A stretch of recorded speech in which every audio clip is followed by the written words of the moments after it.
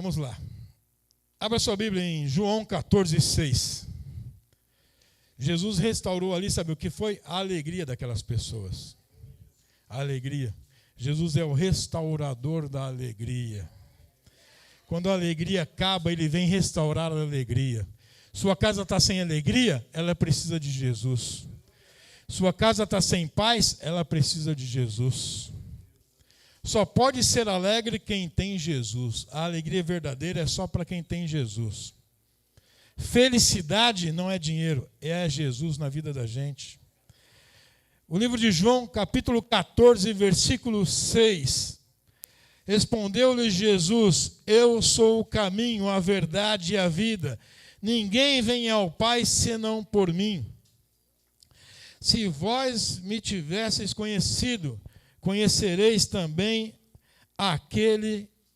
também a meu Pai. Desde agora o conheceis e o tendes visto.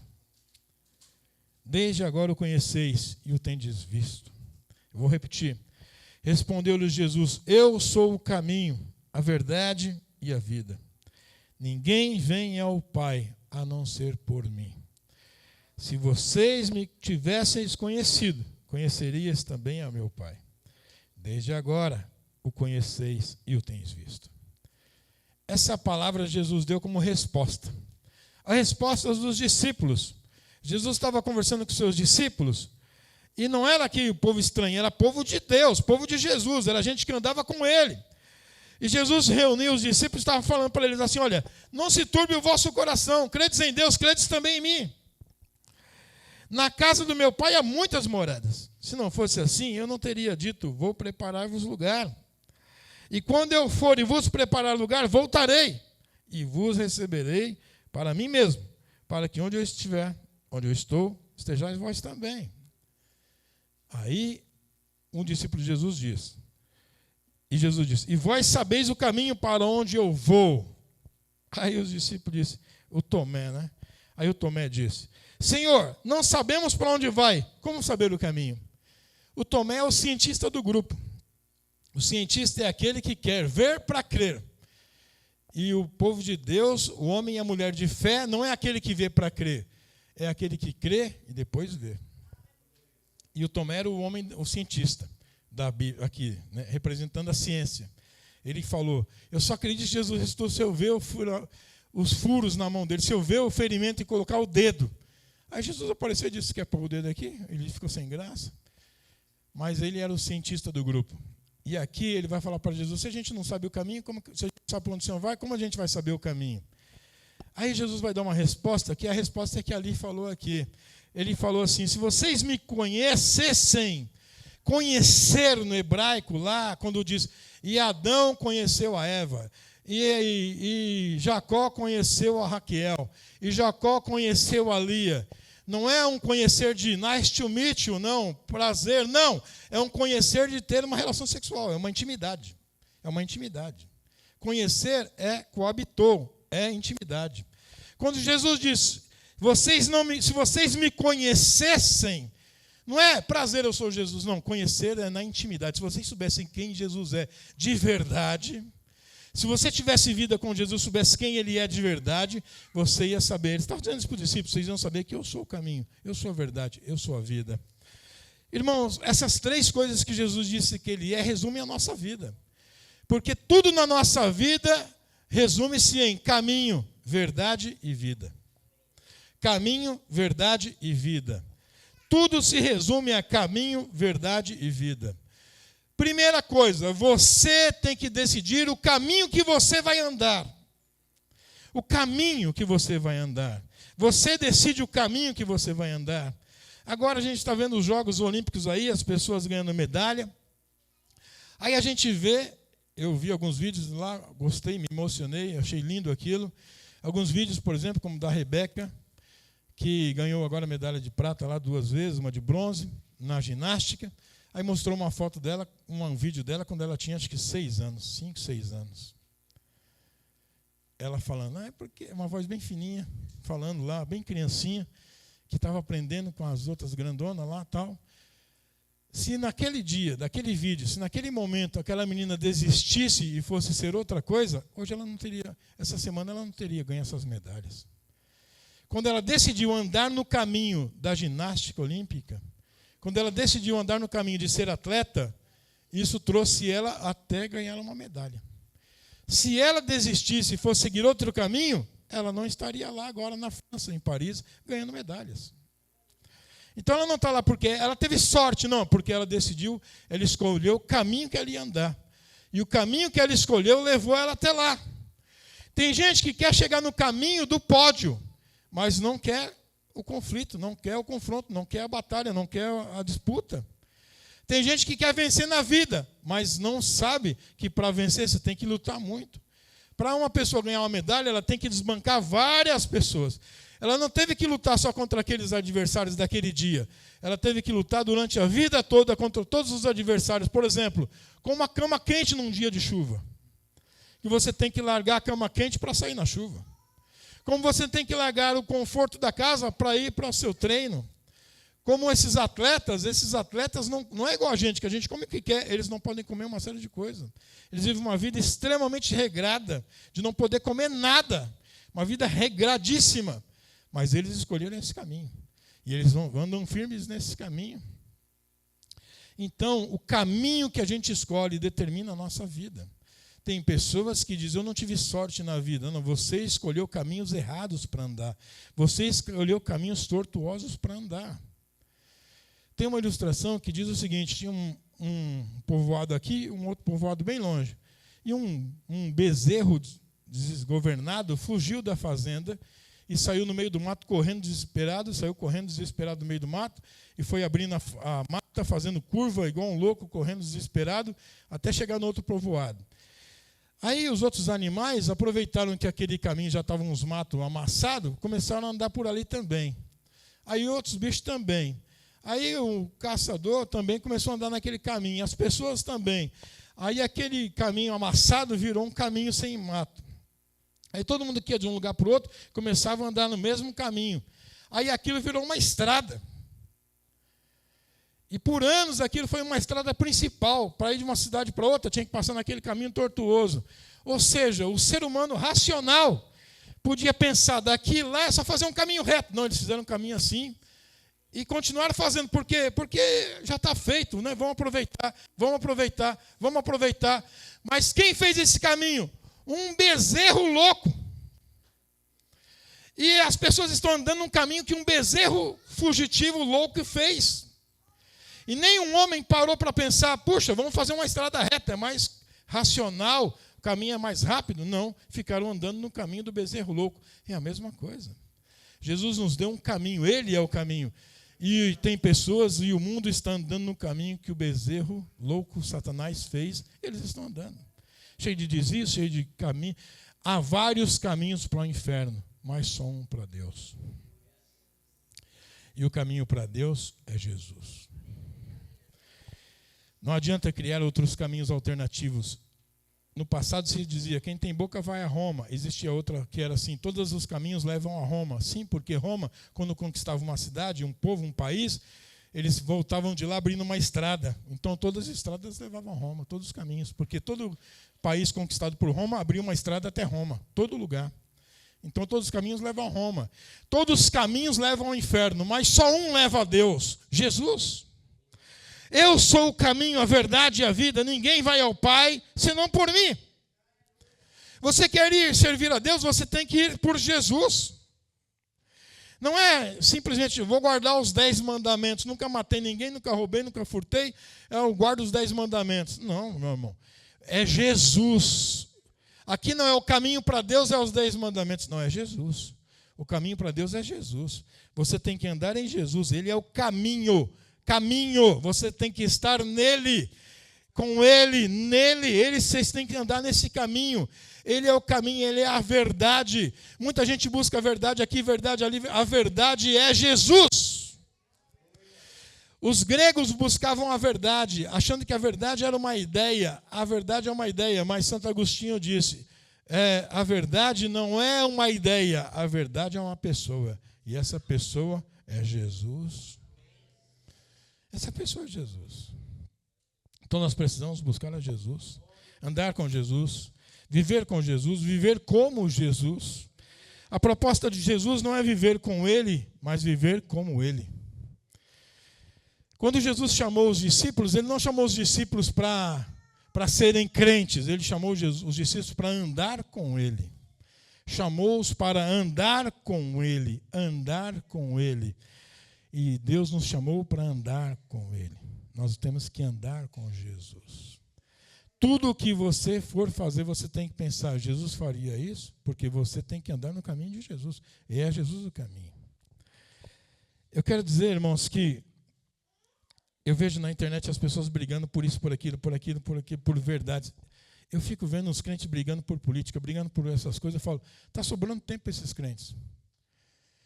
Porque se eles tivessem gastado um tempo deles numa coisa útil, eles não estariam brigando lá por causa disso. Porque o caminho verdadeiro é Jesus. Não existe A ou B, C, D, não existe, não tem direita, esquerda, não tem vermelho ou azul, não tem. É Cristo, é Cristo, é Jesus, é Jesus, é Jesus, é Jesus. Você tem que andar como Jesus, fazer as coisas como Jesus faria. Você tem que ter o coração de Jesus, o olhar de Jesus, o ouvido de Jesus, porque você é discípulo de Jesus nessa terra, porque você representa Jesus nessa terra. Então você tem que andar como Jesus andaria, fazer o que Ele faria, falar como Ele falaria. Você é embaixador de Cristo neste lugar, nessa terra. Então você tem que viver como Jesus viveu. Sabe por quê? Às vezes a gente não consegue ganhar as pessoas, às vezes, porque a gente fala muito sobre uma religião, mas a gente não tem a postura de cristão. A gente tem discurso de cristão, mas não tem vida de cristão. Aliás, foi dito ao contrário pelo pregador. Pregue a palavra, e se for preciso, diga algumas palavras. Porque para pregar a Cristo, eu não preciso falar nada, é só eu viver. A minha vida é uma pregação. Como você vive, você fala para as pessoas, Deus é amor, Jesus te ama, Jesus te ama. Aí na primeira confusão você já fala, eu te odeio. Aí a pessoa fala, peraí, Jesus me ama, mas o servo dele me odeia, eu não entendi qual foi a parte que eu perdi. Você percebe? Aí você, como representante de Jesus, fala que Deus é amor. Aí as pessoas olham para você e só vê raiva. Aí a pessoa pensa, para mim ser crente como ele não vai mudar nada, eu estou melhor, porque as pessoas, olha irmão, as pessoas se medem e falam, puxa, na verdade eu estou melhor que esse cara aí, estou melhor que essa mulher, lógico, e está mesmo. Infelizmente está. Então o crente ele tem que ser, um crente ele tem que andar no caminho, Jesus é o caminho. Jesus, irmão, sabe o que Jesus faz? Jesus nunca vai com a multidão. Outra coisa, Jesus não segue a multidão segue Jesus. Os crentes, tem crente que gosta de seguir a multidão. Cuidado. Está todo mundo fazendo, está todo mundo indo por esse caminho, eu vou nele. A multidão está indo naquele caminho, o crente segue, está errado. Jesus não seguia a multidão, pelo contrário, a multidão o seguia. Você tem que seguir Jesus. Não vá com a maioria. A maioria sempre tem razão. Essa é uma frase mentirosa. Aliás, no latim, essa frase é vox populi, vox dei. Ou seja, a voz do povo é a voz de Deus. Vox populi, vox dei. Não, não é. A voz do povo não é a voz de Deus. Eu até tenho o meu próprio ditado que é vox populi, vox demo. Ou seja, a voz do povo é a voz do diabo. Porque quando perguntaram lá, quem vocês querem que solte, Jesus ou Barrabás? As pessoas gritaram o quê? A maioria. Solte Barrabás. Então a maioria tem razão? Se a maioria tem razão, a gente não está certo em ser crente, porque a maioria do mundo não é cristã. Você pensa que a maioria do mundo é cristão? Não é. A maioria do mundo não é cristão.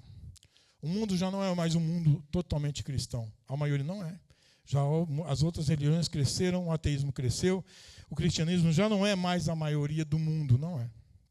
No Brasil, a população de evangélicos vai ser superior daqui a alguns anos, acho que 10 anos, vai ser superior à população de outras religiões. Ou seja, a maior parte da população brasileira vai ser os evangélicos. Ah, que bênção, que alegria. Eu sou crente desde os 12 anos, eu me converti em 82. Em 82 o mundo era ruim, Cláudio, porque só tinha 10% de evangélico. E hoje tem 50%, o mundo melhorou muito, né? Eu falo, tá pior.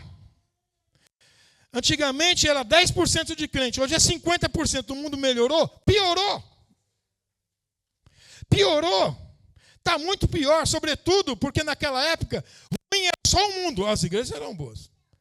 Mas hoje, o mundo não melhorou. Pelo contrário, as igrejas ficaram mundanizadas.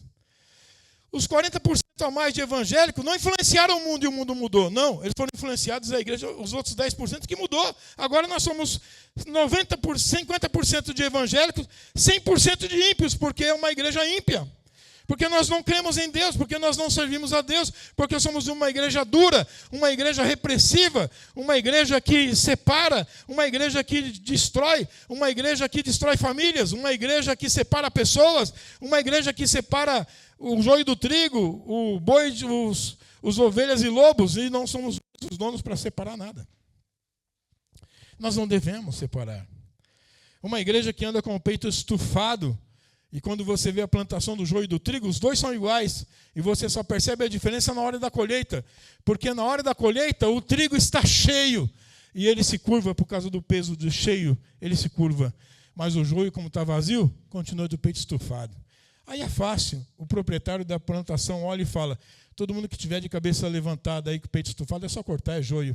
E todo mundo que estiver humilhado de cabeça baixa, deixa, porque esse é trigo. A igreja só é cheia quando ela está com a cabeça humilhada, na presença de Deus. Peito estufado, a igreja é poderosa, nós somos isso, nós somos aquilo. É joio, só tem pose. Está vazia por dentro. Não tem nada, não tem poder, não tem autoridade. Quantos manifestos já fizeram os crentes? Vão declarar que o Brasil é do Senhor Jesus. Não estou vendo. Vamos declarar que esse bairro é de Jesus, porque tem 50 noia, declara, na semana que vem tem 100. Isso não quer dizer nada. Não adianta eu declarar que isso é do Senhor Jesus. A resposta é: você, crente, você é de Jesus? Você está vivendo para Jesus? Você vive na presença de Jesus? Há um herói da fé, não me lembro o nome agora, não vou recordar. Ele entrou numa cidade, ele era o único crente daquela cidade. Ele era xingado, ele era espancado, ele era o único crente. Quando ele morreu, fizeram um cortejo, o maior cortejo da cidade, enterraram ele e puseram uma lápide no túmulo dele, escrito lá: este homem, quando chegou a esta cidade, era o único crente, e hoje na sua morte não há um único ímpio. Canta. Porque um homem influenciou toda a cidade e eles se converteram a Cristo. Isso é poder de Deus, isso é autoridade. Mas onde está o povo de Deus? Onde está a autoridade? O seu vizinho se converteu por sua influência? Você conseguiu conversar com seus parentes, eles voltaram a Cristo por sua influência? Como você é dentro da sua casa? Você, esposa, é igual ao seu marido que é ímpio? Você, marido que é ímpio, é igual à sua esposa que é ímpia? Você, filho, é igual ao seu pai que é ímpio? Você, pai, é igual ao seu filho que é ímpio? Muitas vezes nós nos pautamos pelos ímpios e todo mundo vira ímpio e ninguém se influencia ninguém. Porque nós temos que andar no caminho e na verdade que é Jesus. Só há uma verdade, é Jesus. Ou você anda com Ele, serve a Ele 24 horas por dia, 7 dias por semana, 365 dias por ano, 366 no ano bissexto. Ou você faz isso de todo o teu coração, ou você não vai entrar na glória. Jesus, quando disse para eles aqui essa palavra, eu vou explicar o que ela quer dizer. E quando disse: na casa do meu pai há muitas moradas, por isso eu vos digo, vou preparar-vos lugar, para que onde eu esteja, estejais vós também. Eu vou explicar o que isso significa. Isso significa duas coisas. Primeira coisa, quando o noivo ia casar com uma moça, ele vinha, conhecia a moça, fazia o pacto com a moça de noivado, pagava o dote para a família, e a partir daquele dia a moça era noiva dele. Ele ia embora. Ele marcava o dia de voltar? Não marcava nada. Ele só falava: a próxima vez que eu voltar, vou te levar para a nossa casa. O que o moço fazia? Ele voltava para casa, ia construindo a casa, preparando tudo. Quando tivesse tudo pronto, ele preparava a casa, ele organizava a festa, tudo. Aí o casamento está tudo pronto, só falta a noiva. Aí ele vai lá e busca a noiva. É um rápido, ele vai lá e pega a noiva. É agora, vamos. Aí todo mundo tem que estar pronto já. As roupas tem que estar no esquema ali, porque quando o noivo chegar, já veste a roupa, vamos para a festa. E agora ele já vai para a festa, porque já está tudo pronto, preparado. Jesus disse isso: eu vou preparar lugar. Porque quando ele vier, nós somos a noiva. Ele está preparando as moradas, o lugar, o banquete, a festa. Quando tiver tudo pronto, ele vai vir buscar a noiva. E a noiva tem que estar pronta. Outra coisa que significa é o seguinte: você vê, por exemplo, o profeta Eliseu, ele passava para orar, e aquela mulher, olhando ele, vendo, passando ali toda vez, passando para orar, viu que ele orava no monte, não tinha para onde ir. A mulher falou: vamos fazer um quartinho para ele aqui de alvenaria, para que quando ele passar, ele possa ficar aqui, hospedado. Vamos pôr uma cama, uma mesa, uma cadeira para ele ficar aqui. Quando ela fez aquilo, quando ela fez um quartinho de alvenaria, com uma mesa, uma cadeira e uma cama, ela estava dizendo para Eliseu: a partir de hoje você é da minha família, porque na minha casa você tem um quarto. Então você é da minha família. Jesus está dizendo: na casa do meu pai tem muitas moradas, e eu vou preparar lugar. Por quê? Para que onde eu estiver vocês estejam também. Ou seja, nós somos da família de Deus. Nós somos da família de Jesus. Então onde Jesus está agora na glória, os lugares estão sendo preparados porque nós vamos estar com Ele lá. Porque nós somos da família de Jesus. Então veja, meu irmão, é necessário que a gente tenha uma vida diferente dos outros. As pessoas precisam ver em nós o brilho de Cristo. As pessoas precisam ver que a gente é diferente.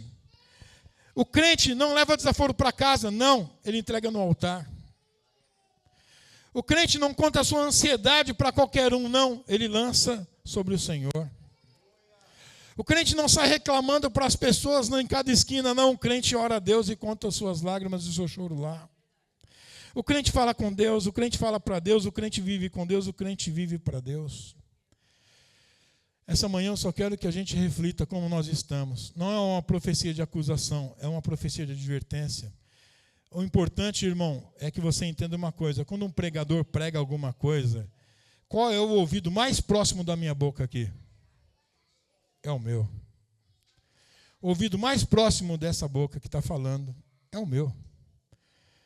A palavra do pregador é também para o pregador. Quando o pregador prega e fala: eu só quero ser boca de Deus, tudo que Deus fala, eu também serve para mim. Quando eu oro, eu falo: Deus, eu sou ovelha, fala comigo. Então, hoje o Senhor está dizendo para mim: Cláudio, como é que você está? Jesus está me chamando dizendo: Cláudio, como é que você está andando comigo? Eu falo: Jesus, tem algumas coisas que eu tenho que acertar. Então vamos lá, vamos acertar. Jesus, tem algumas coisas que eu estou fazendo que não está boa, então vamos consertar. Essa é a nossa conversa com Deus, tem que ser assim. Tem que ser assim. Eu sou o caminho, a verdade e a vida. Se você andar nesse caminho e tomar essa verdade para você, você vai ter vida. Agora, se você andar fora do caminho, na mentira, com mentira, tem gente que constrói a sua vida em cima de mentiras. O problema do mentiroso é que ele fala tanta mentira que chega uma hora que ele mesmo começa a acreditar. E tem mentiroso que vive tanto na mentira que ele chega um momento que ele não sabe mais o que é verdade e o que é mentira. É como um artista que vai e faz um personagem, mas quando termina a peça, ele sai do personagem e volta a ser ele. Mas o mentiroso, ele mente tanto que ele nunca mais sai do personagem. Aí chega uma hora que ele não sabe mais o que é verdade e o que não é. A mentira não é de Deus. Tem que falar a verdade. Eu aprendi com a minha mãe uma coisa: quem fala a verdade não merece castigo. Então lá em casa era assim: você quebrou a louça que a sua mãe mais gostava. Aí minha mãe falava, antes da minha mãe saber quem foi, eu já falava: mãe, desculpa, eu quebrei isso daí. Já falava logo. Já confessava o crime antes dela saber. Sabe por quê? Aí ela queria me bater, eu falava: mas eu falei: é verdade. Ela falou: então tá bom. Quem fala a verdade não merece castigo. Agora quem mente, não adianta. Não adianta mentir. A mentira não é de Deus. Jesus disse que o diabo é o pai da mentira e dele nunca saiu verdade. Nunca, verdade nenhuma veio do diabo, mas só mentira. E tem gente que acredita no diabo. Tem igreja que entrevista o diabo. E pergunta: o que você quer, diabo? O que você veio fazer? O diabo fala, eles acreditam no diabo. Eu me lembro de uma que virou, antes de ter meme, antes de existir o meme, né? Existia um meme que uma igreja fez antes dos memes existir, porque essa igreja entrevistava sempre o diabo, né? Tem um filme aí que é Entrevista com o Vampiro, mas tem igreja que fazia entrevista com o diabo. Aí o diabo se manifestava e o pregador ia lá. E aí, diabo, o que você quer fazer? O diabo falava, eu quero matar, roubar e destruir. Aí o povo, isso está escrito na Bíblia. Aí falava assim, o que você acha da igreja daqueles irmãos cabeludo, barbudo? Aí ele, é tudo meu, vai tudo para o inferno. E o que você acha dessa? Essa aqui não, essa aqui tem fogo, essa aqui é muito forte. Aí um dia o diabo disse, e essa daqui? Aí o diabo disse, essa aqui também é minha. Aí o irmão tomou o microfone e falou, não acredito no diabo não, ele é mentiroso, ele é mentiroso.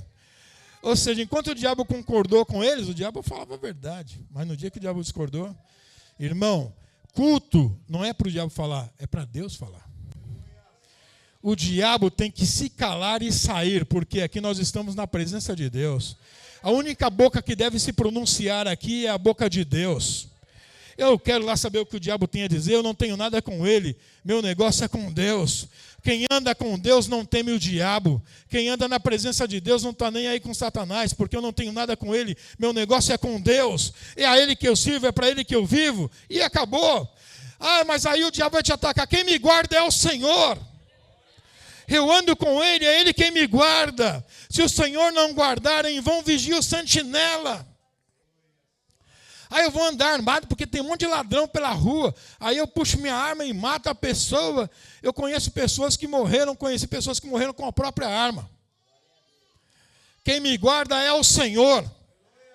É o Senhor quem me guarda. Eu não preciso andar com um monte de segurança, não. É o Senhor quem me guarda. Ele está comigo e pronto, acabou. O Senhor guardou Davi do rei Saul. O país inteiro procurando Davi para matar, ao mandado do rei. O exército inteiro de Saul. Os vizinhos procurando também. Todo mundo procurando Davi.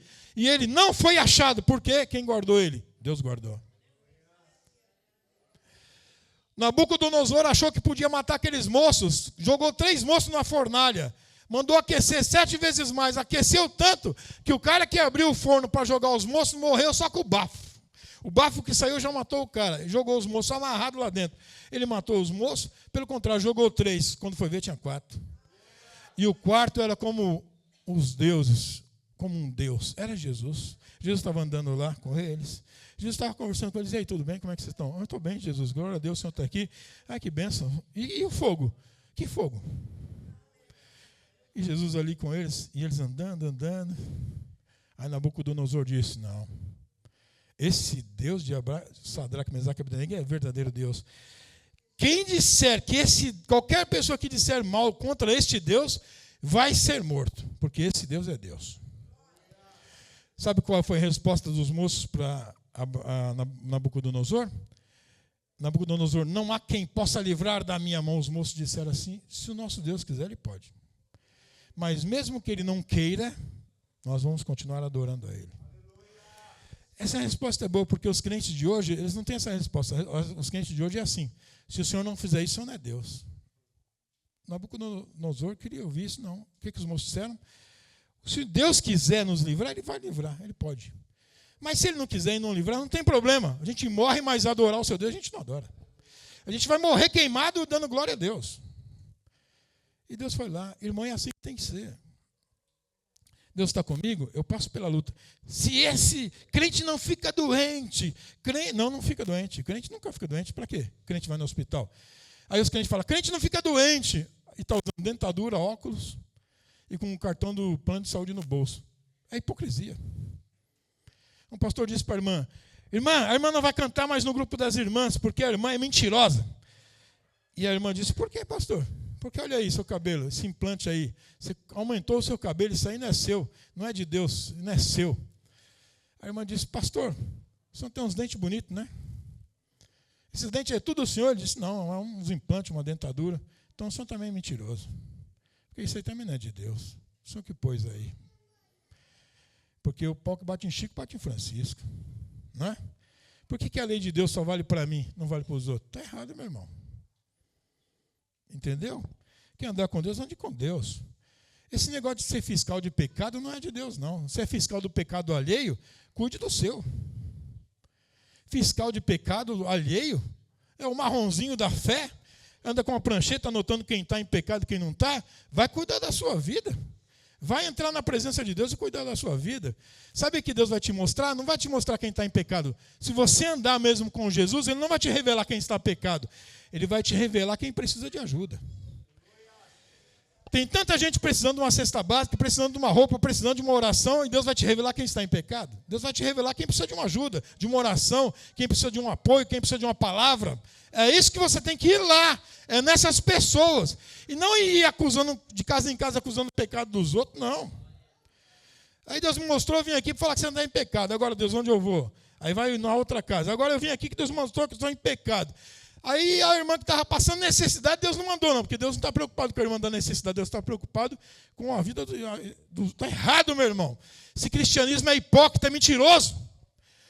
Você for realmente usado por Deus, Deus vai tocar no teu coração, vai te levar na casa de alguém que está necessitado. Sabe aquela irmã que está se sentindo só, abandonada? Deus vai te mandar lá e vai falar na sua boca: minha irmã, fique em paz, o Senhor é contigo. Você não está só porque o Senhor me mandou aqui para dizer que Ele está com você nessa batalha. Aí você sim vai dizer: esse Deus é Deus. Porque Deus não precisa vir falar que eu estou em pecado. O pecador sabe que ele está em pecado.